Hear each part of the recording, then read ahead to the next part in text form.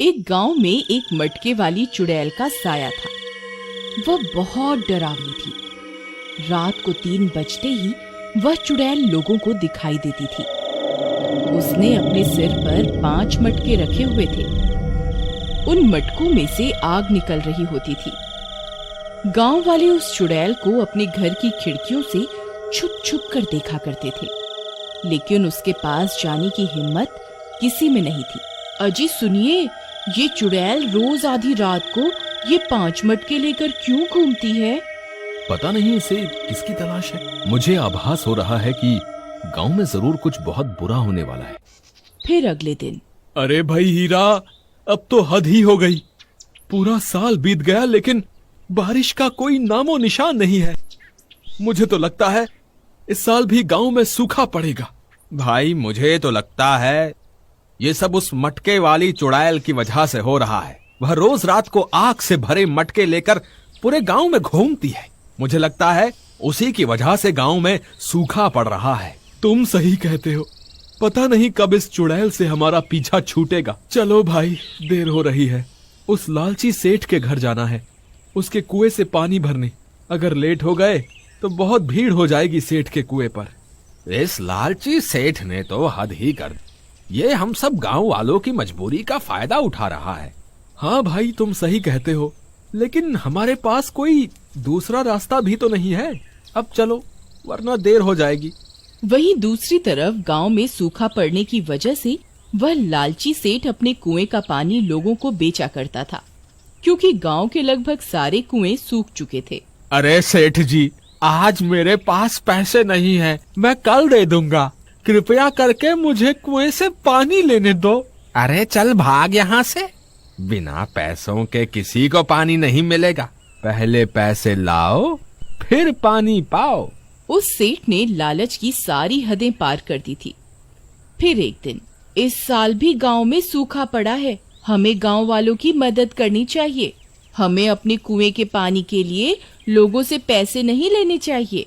क्यों री, तुझे बड़ी दया आ रही है इन गांव वालों के ऊपर? चुपचाप जाके अपना काम कर, यही तो मौका है पैसे कमाने का। मैं इसे अपने हाथ से नहीं जाने दूंगा। तो फिर ठीक है, मुझे भी इस घर में तुम जैसे लालची इंसान के साथ नहीं रहना। मैं आज ही अपने मायके जा रही हूँ। ठीक है, तुम्हें जहाँ जाना है जाओ, मुझे कोई फर्क नहीं पड़ता। सेठ की इन्हीं आदतों की वजह से उसकी बीवी भी उसे छोड़कर चली जाती है। अब तो मजा ही आ गया। ये सारी धन दौलत अब सिर्फ मेरी है। फिर अगले दिन सुबह होने पर गांव वाले कुएं से पानी भरने के लिए खड़े होते हैं। उनमें सबसे आगे एक साधु बाबा होते हैं। देखो साधु बाबा, इस कुएं से मुफ्त में पानी नहीं मिलता, तुम्हें इसके लिए पैसे देने होंगे। वत्स, मेरे पास पैसे तो नहीं है। तो फिर कहीं और से पानी भर लीजिए, यहाँ मुफ्त में कुछ नहीं मिलता। मूर्ख इंसान, तुम ये ठीक नहीं कर रहे हो। तुम में इंसानियत खत्म हो चुकी है। इसके लिए तुम्हें भारी कीमत चुकानी पड़ेगी। इतना बोलकर साधु बाबा वहाँ से चले जाते हैं।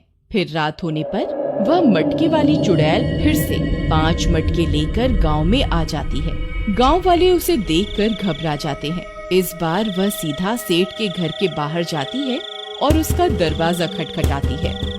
अरे इतनी रात को कौन आ गया पानी लेने? इससे 5 गुना ज्यादा पैसे वसूलूंगा पानी के लिए। फिर वह सेठ खिड़की से झांक कर देखता है तो वह हक्का बक्का रह जाता है। अरे मर गए रे, ये तो वही मटके वाली चुड़ैल है।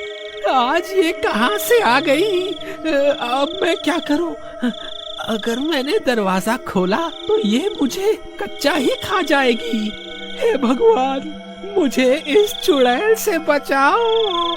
चुड़ैल फिर से दरवाजा खटखटाती है, लेकिन सेठ डर के मारे दरवाजा नहीं खोलता। तो चुड़ैल अपने 5 मटकों में से एक मटका उसके दरवाजे के बाहर रखकर चली जाती है।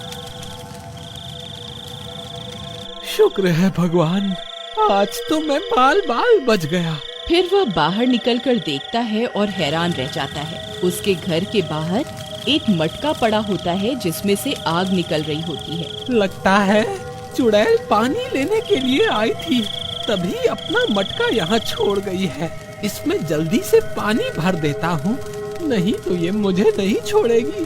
फिर वह उस मटके में पानी डालता है, लेकिन पानी उस मटके में नहीं जाता और आग और ज्यादा भड़क जाती है। अरे ये क्या, इस मटके में तो पानी जा ही नहीं रहा, ऊपर से ये आग तो और भी तेज हो गई। फिर अगले दिन सुबह होने पर सेठ सीधा उस साधु बाबा की कुटिया की तरफ उनसे मदद मांगने जाता है। हे साधु बाबा, मुझे माफ कर दो, उस दिन मैंने आपको पानी नहीं लेने दिया। मैं उस दिन के लिए बहुत शर्मिंदा हूँ। वह मटके वाली चुड़ैल कल रात को मेरे घर के बाहर एक मटका छोड़ के चली गई है, उसमें से आग के शोले निकल रहे हैं। अब मुझे कुछ समझ में नहीं आ रहा कि मैं क्या करूं। मैंने उसे बुझाने की भी बहुत कोशिश करी, लेकिन वह आग बढ़ती ही जा रही है। कृपया करके मेरी समस्या का कोई समाधान निकाले।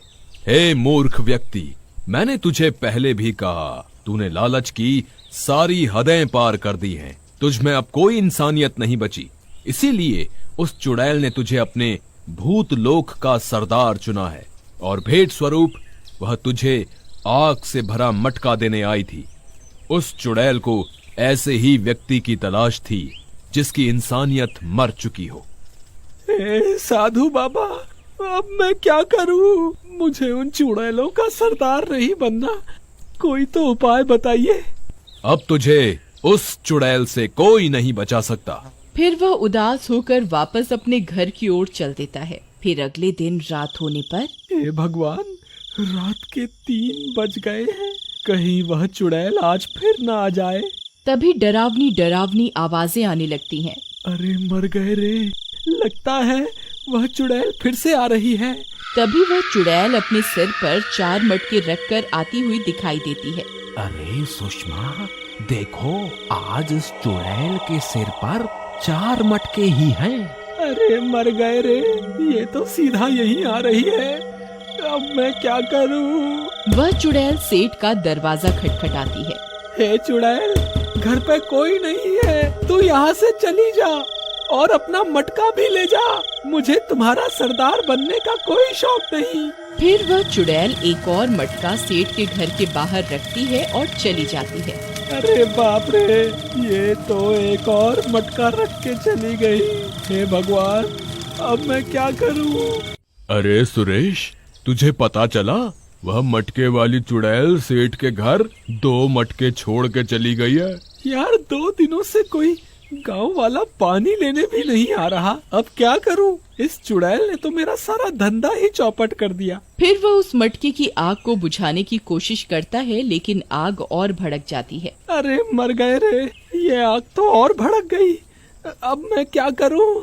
फिर रात होने पर सेठ डरा सहमा हुआ खिड़की से बाहर की ओर देख रहा होता है। तभी उसे फिर से वही चुड़ैल दिखाई देती है। इस बार उसके सिर पर 3 मटके रखे हुए होते हैं। वह रोज की तरह दरवाजा खटखटाती है, लेकिन सेठ की हिम्मत नहीं होती कि वह दरवाजा खोले और चुड़ैल तीसरा मटका भी उसके घर के बाहर छोड़कर चली जाती है। इसी तरह अगले दिन भी चुड़ैल आती है और चौथा मटका भी सेठ के घर के बाहर रखकर चली जाती है। फिर अगले दिन चुड़ैल की खबर सुनकर उसकी पत्नी वापस अपने पति के पास आती है। सुनीता, अच्छा हुआ तुम आ गई।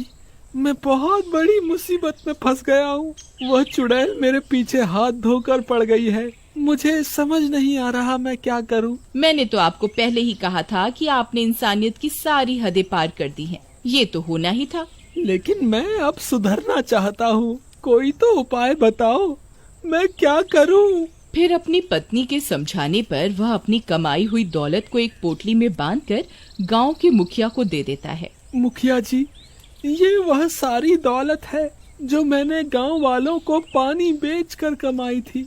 मुझे मेरी गलती का एहसास हो गया है। कृपा करके इन सारे पैसों को आप गांव वालों में बांट दे। फिर इतना बोलकर सेठ वापस अपने घर की ओर चल देता है। सुनीता, मैं सारे पैसे गांव के मुखिया को दे आया हूँ। अब मेरे मन में कोई डर नहीं है। मैंने सब गांव वालों को भी कह दिया है, उन्हें जितना पानी चाहिए वह मेरे कुएं से ले सकते हैं। मुझे आपके ऊपर बहुत गर्व है। आपने बहुत अच्छा काम किया है। अब हमें उस चुड़ैल से डरने की कोई जरूरत नहीं है। फिर रात होने पर वह चुड़ैल एक मटका लेकर सेठ के दरवाजे पर पहुंचकर दरवाजा खटखटाती है। अरे मर गए रे, अब मैं क्या करूं? नहीं नहीं, आपने अपनी गलती को सुधार लिया है, अब आपको डरने की कोई जरूरत नहीं है। इतना बोलकर सेठ की पत्नी दरवाजा खोलकर बाहर निकल जाती है। हे चुड़ैल, अब तेरा यहाँ कोई काम नहीं है। मेरे पति अब तुम्हारा सरदार बनने योग्य नहीं है। अब तुम कहीं और जाकर किसी और पापी और जालिम व्यक्ति की तलाश करो। फिर वह चुड़ैल अपने चारों मटके वहाँ से उठाती है और रात के अंधेरे में कहीं गायब हो जाती है। अरे सुनीता, तुम तो बहुत हिम्मत वाली निकली, जो उस चुड़ैल का सामना करने के लिए अकेले ही घर के बाहर निकल गई। हम जब भी अपनी जिंदगी में कोई गलत काम करते हैं तभी हमें डर लगता है। अगर हमने कोई गलत काम नहीं किया तो हमें किसी से डरने की भी कोई जरूरत नहीं है। और उस गांव से उस चुड़ैल का साया हमेशा हमेशा के लिए खत्म हो जाता है।